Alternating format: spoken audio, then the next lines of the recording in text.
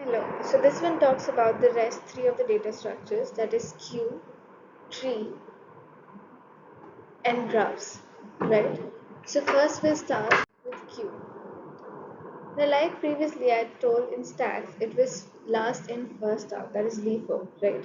Now queue is totally the opposite. It is first in first out. So for example, let's take a ticket counter, right? So when you're standing in a ticket counter, you stand in a line. So the person who's standing first gets the ticket first, right? So it's called as first in first out. Now these are also abstract data types or linear data types that you can say. Sorry, linear data structures. And like I said, the first element that is inserted is called the rear, which is also known as the tail. And the deletion of exiting of the elements take place from the other end, which is called the front. And this front is also can also be called as the head because this is where all the operations start taking place. Now, the process to add elements into the queue is called enqueue, and the process of removal of an element is called dequeue. Now, once a new element is inserted into a queue, all the elements inserted before the new element in the queue must be removed. And now to remove the new element, right? So whenever there is a queue, and if you want to add an element into a certain place, you have to remove the elements still there, and then you add that element there, and then you add the rest of the elements if you want, right? Now when it comes to the applications of queue, then for example, call center phone systems, they use queue to hold people while the other person is on call, and as soon as one of their recruiters or call takers are free, the call is forwarded to them. So this is one of the real-time examples of queue. Now you can enqueue, dequeue, or size. Such kind of functions and operations can be performed over this data structure. Moving on to tree. Now a tree represents nodes connected by edges. Now binary tree is a special data structure which is used for data storage purposes. A binary tree has a special condition that each node can have two children at maximum, and also have the benefit of both an ordered array and a linked list, as it searches quickly, as in sorts array, and insertion or deletion operations are as fast as a linked list. Now let me draw and explain you how a tree works, right? So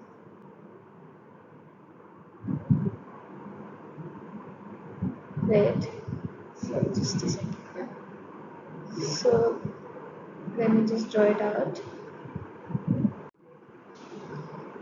So this thing right here, this is the root. Okay, so now, and then from this we'll take out, let's say, two of these, right? And then we have here, and then let's put two here.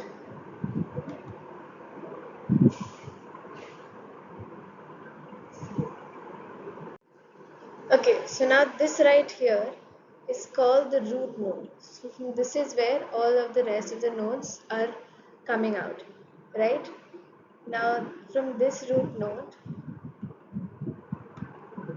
you have these two nodes that come out, and from these nodes, this is called as the parent node, right? And from the parent node, we have the child node over here, right? This is the child, and this is a parent here.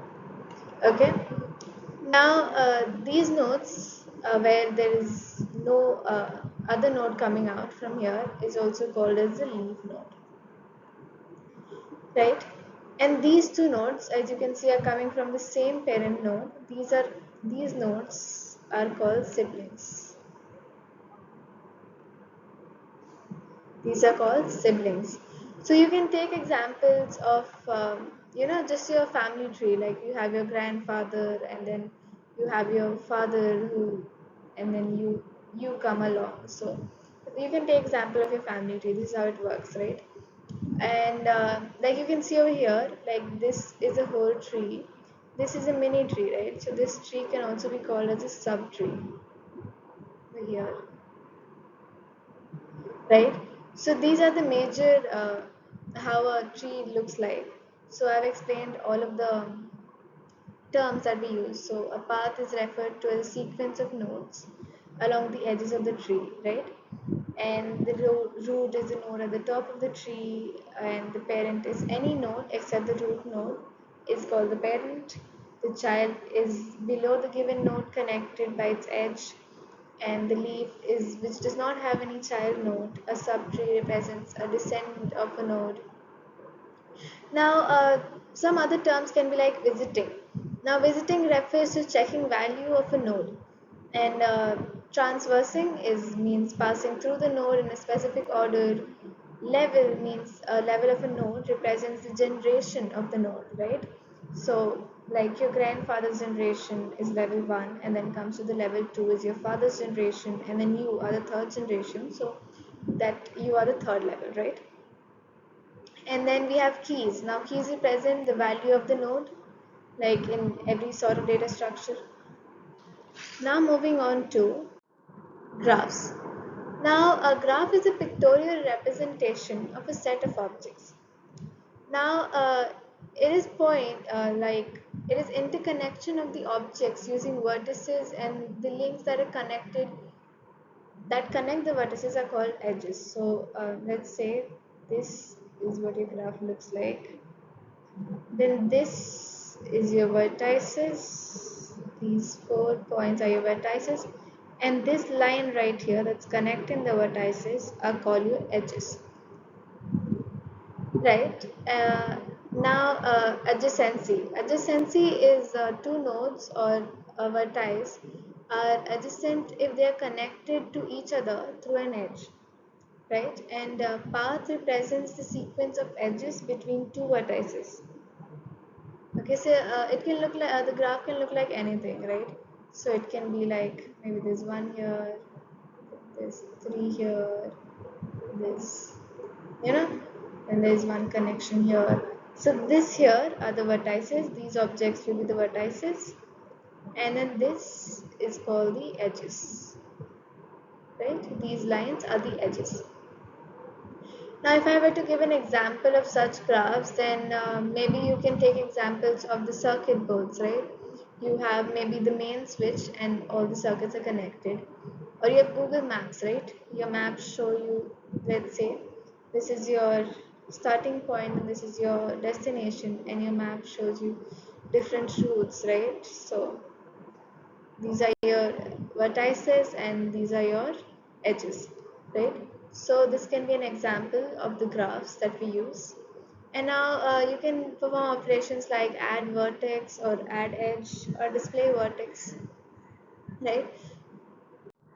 So that is it for the types of data structures. In the next video, upcoming videos, you'll be seeing about algorithms and other things which is related to the data structure analysis. Thank you.